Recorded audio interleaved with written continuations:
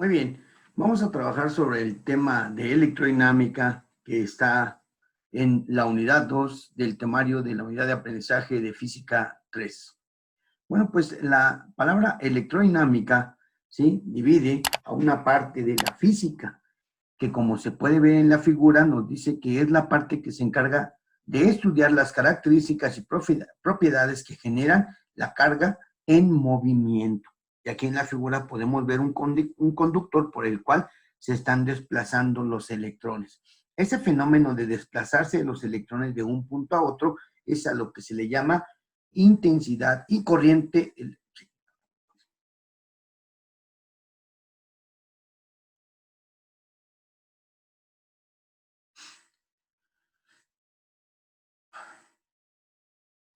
Muy bien, vamos a trabajar sobre el tema de electrodinámica de la materia de física 3 para el bachillerato.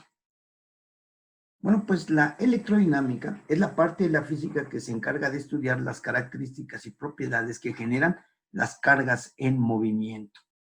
Lógicamente, esas cargas se van a mover en materiales conductores, sin importar que tan buenos conductores sean o que tan malos conductores sean. En todos los conductores van a tener un exceso de electrones, los cuales cuando son sometidos a una diferencia de potencial, en esos conductores empiezan a moverse de manera uniforme y en un solo sentido. ¿Sí? Aquí en la figura podemos ver que los electrones se están moviendo a lo largo de un material conductor, ¿sí?, de manera uniforme. Esos electrones van a viajar por el exterior el conductor, ¿sí? Generalmente van a estar sobre la superficie exterior del material conductor y van a desplazarse, ¿sí?, debido a la energía o la diferencia de potencial que se suministre en sus extremos. La corriente eléctrica puede dividirse de varias formas. Una de ellas es la corriente continua. La corriente continua se obtiene por medio de los generadores de corriente continua o bien cuando se convierte la corriente alterna a corriente continua. Hay algunos autores que manejan que la corriente continua es exactamente igual que la corriente directa, pero su principio de generación es diferente, por eso vamos a considerarlo de manera diferente. Si nosotros tenemos un generador de corriente continua, el cual solamente tiene una bobina, ¿sí?, en la cual está una serie de espiras conectadas en serie, pues me va a mandar una gráfica o una curva de esta manera. Este aparatito que tenemos aquí se llama conmutador y es lo que hace que en un extremo de ese conmutador veamos una onda de esta forma, así como saltos. Si nosotros, por ejemplo, aquí colocamos otro conmutador, bueno, este conmutador lo dividimos no en dos, sino en cuatro, y colocamos otra bobina, ¿sí?, otra bobina que conectamos este conmutador, entonces va a aparecer a salir una onda a la mitad de esta onda. Cuando llegue al máximo, empieza a aparecer una onda. Y cuando llegue aquí, esta onda al mínimo, la primera onda está nuevamente al máximo. De tal manera que cuando eso sucede, ¿sí?, nuestra gráfica toma un valor desde 0 hasta un punto máximo. Aquí esta línea debería de ir en azul. Esa es la diferencia que tenemos con respecto a la corriente directa, y ustedes la verán, llegan a un máximo y después empiezan a decaer y llega otra vez un máximo, de tal manera que así va a tener que formarse esa onda. Conforme más bobinas y más divisiones del conmutador tengan, ustedes van a tener una gráfica como la que se muestra acá abajo, de color rojo, ¿sí? Vean cómo parte de 0, llega a un máximo, empieza a bajar, pero se encuentra con la otra gráfica y otra vez llega a un máximo, empieza a bajar la gráfica, pero se encuentra con otra que sube y entonces llega otra vez a un máximo. Esto se llama rizo, ¿sí? Si nosotros queremos ver, por ejemplo, el voltaje, pues es un voltaje de rizo, ¿sí? De tal manera que los aparatos van a sacar el promedio de este voltaje de rizo para hacer una corriente, utilizar una corriente continua en un valor constante. Es por eso que se parece mucho a la corriente directa. Sin embargo, La corriente directa es la que se obtiene por medio de una reacción química. Las fuentes de este tipo de energía se llaman pilas. Y si ustedes se fijan, aquí la gráfica es siempre constante, ¿sí? Aquí nos hace falta una parte, porque la realidad cuando la pila se hace vieja, en esta parte final empieza una decadencia hasta llegar a cero, ¿sí? Entonces, esa es la diferencia entre la corriente continua y la corriente directa, aunque vuelvo a repetir, algunos teóricos dicen que la corriente continua y la corriente directa es la misma. Su símbolo es una línea recta o bien una línea punteada, ¿sí? ¿Por qué punteada? Porque hay puntos en donde el voltaje disminuye, no se mantiene constante. Sin embargo, esa variación es tan rápida que los aparatos no la distinguen y lo consideran como si fuera una constante. Esta corriente continua, ¿sí?, hace funcionar pues a varios dispositivos. Aquí ponemos un foco. Cada que se coloca ese interruptor, la batería alimenta este foco y lo prende. Lo mismo haría la corriente continua. Bien, otro tipo de corriente es la corriente alterna. La corriente alterna, sí, también surge de un generador, pero ahora de corriente alterna que se conoce mejor como alternador. Sí, efectivamente, el motorcito que tienen los automóviles para generar su energía eléctrica. ¿Sí? En este tipo de energía o de corriente eléctrica es una corriente alternante. Tiene valores positivos y negativos. ¿Sí? Se genera debido al movimiento ya sea de un imán o de una bobina. Cualquiera de los dos que se mueva, solo se tiene que mover uno. ¿Sí? Y en la bobina se va a inducir una corriente eléctrica, es decir, un flujo de electrones a lo largo de toda esta onda. Siempre va a tener esta forma de onda. Es la onda característica de una corriente alterna. Y al igual que la corriente directa, pues va a ser utilizado para prender cualquier elemento o aparato electrodoméstico o industrial. La corriente alterna es la corriente que se utiliza en mayor frecuencia porque se puede transportar por medio de cables a grandes distancias. Ustedes han visto seguramente unas torres enormes que tienen unos cables en donde van a llevar esa energía eléctrica y puede ser esa energía eléctrica en altos valores, del orden de miles de volts, ¿sí? Y ya después, cuando llega al destinatario, esos voltajes se reducen, ¿sí?, para que pueda ser consumido por una casa habitación y otorgándole ahí 127 volts, ¿sí? Pero si es para una industria, pues le puede entregar 240 volts o más dependiendo del tamaño de la industria. La corriente eléctrica nos puede generar varios efectos, ¿sí? Uno de ellos es el efecto calórico. Ustedes seguramente lo han visto, ya casi no se utilizan, pero por ahí todavía hay unas bombillas que se les llamaba comúnmente focos, los cuales funcionaban eh, para iluminar, pero eran poco eficientes, ya que la gran cantidad de esa iluminación se generaba en calor. También seguramente han visto unos calentadores que en estos tiempos de frío son muy utilizados porque pues se conecta a la corriente alterna y generan calor, ¿sí? Ese es un efecto calórico. También pues el efecto luminoso y eso es porque ilumina o hace que esos electrones nos generen luz para que nosotros podamos ver en la oscuridad. Se llaman pues la iluminación de los focos, de las pantallas, de los televisores, entre otros. Y también ¿no?, genera un efecto sonoro. ¿Cuándo? Pues seguramente ustedes han utilizado o han visto cómo se utiliza un megáfono.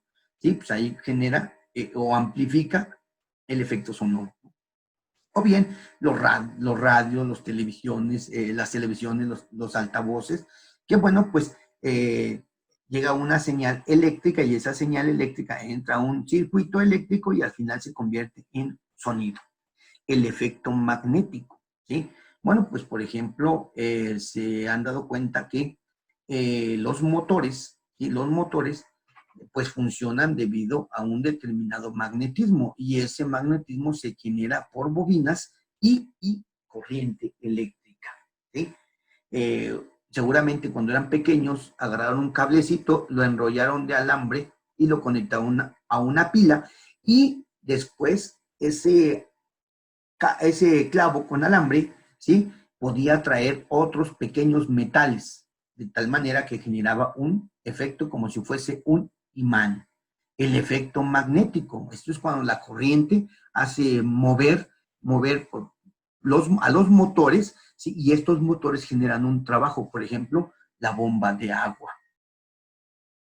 Aquí vamos a ver algunos de los fenómenos que nos generan esos efectos, ¿sí? Por ejemplo, aquí estamos viendo el efecto magnético en la primera imagen de la parte superior izquierda, ¿sí? Donde se cierra el circuito, hace pasar por el conductor, lógicamente, una corriente eléctrica que me genera esta batería, y aquí mueve una brújula, y se mueve debido al efecto magnético que se genera cuando circula la corriente eléctrica sobre el conductor. Vean aquí, este tiene un aparatito que se llama pirógrafo. El pirógrafo, pues, se conecta a la luz, hace circular aquí una corriente eléctrica. Este es un material muy especial, ¿sí?, para soportar grandes tamaños de corrientes eléctricas, y entonces calienta la punta, la cual puede quemar madera. Y esto lo pueden utilizar para, pues, hacer arte, ¿sí? Y poder distribuirlo, ya que pueden pintar y dibujar cualquier tipo de cosa, ¿no?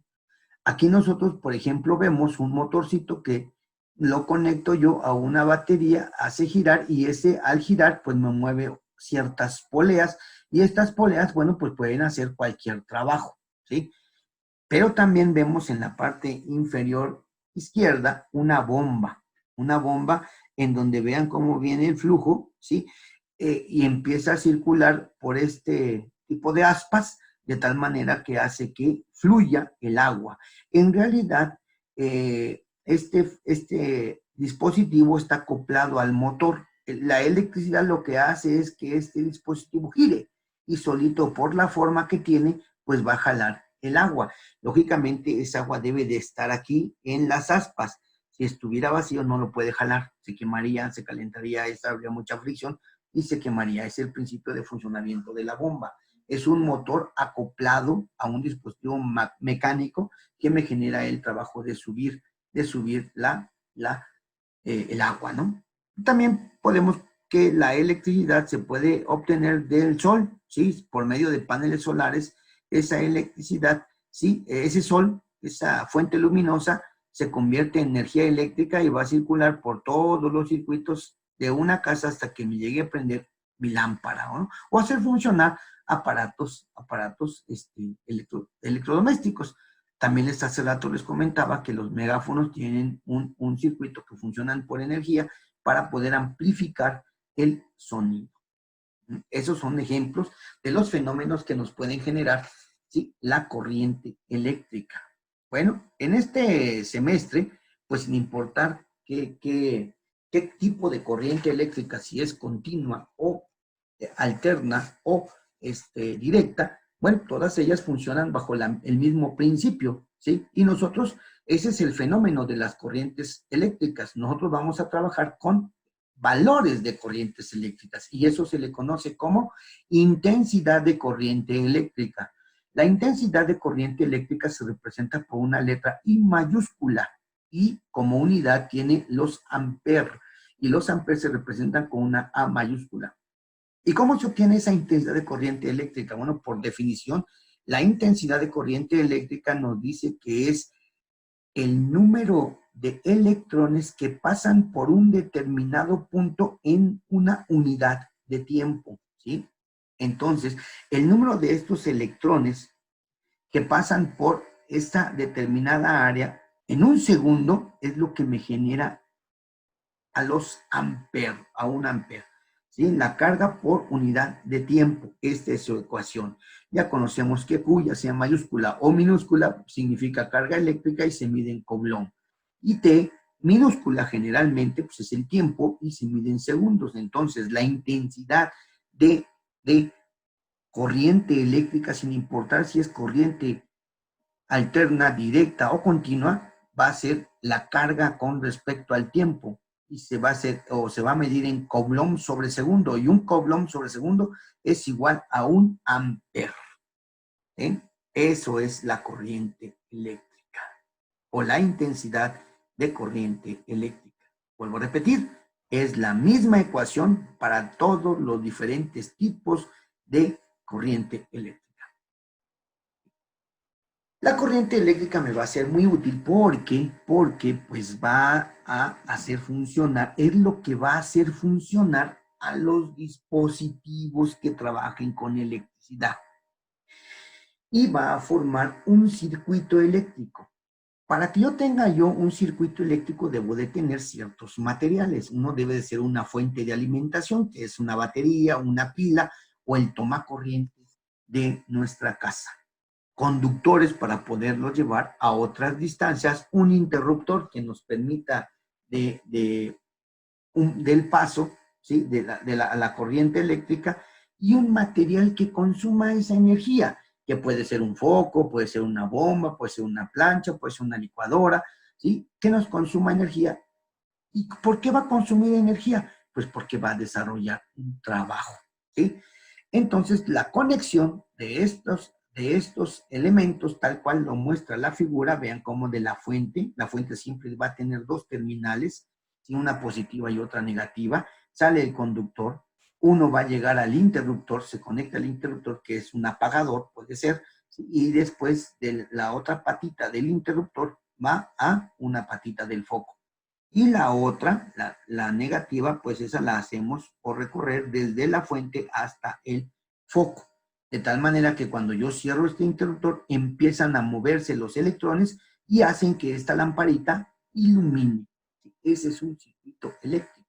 Hay otro circuito, ¿sí? Que se llama circuito abierto.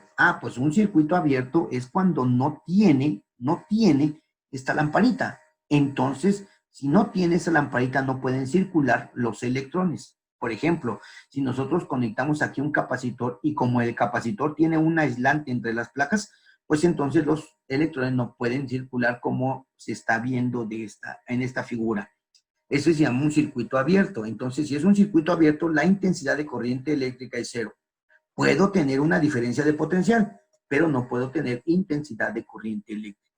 Y el otro es un circuito corto. ¿Cuándo es un circuito corto? Bueno, cuando yo, por ejemplo, por descuido, uno la parte positiva y la parte negativa antes de llegar a la carga o al foco. Y entonces yo lo uno y precisamente se acorta. Por eso se llama cortocircuito.